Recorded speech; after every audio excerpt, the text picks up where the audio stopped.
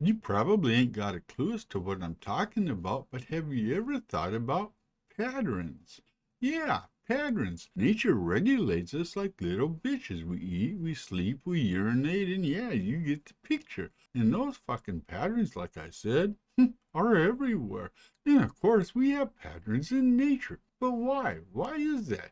Is it some insidious alien attempt to confine and regulate the human species? Which is simply saying that we use patterns to make sense of the world, because we live in a senseless world. So let's now ask ourselves, why do patterns happen in the natural world? A sponge with its structure is another example of a foam pattern. For instance, psychological patterns. Seeing patterns in clouds or interpreting information so it fits your belief.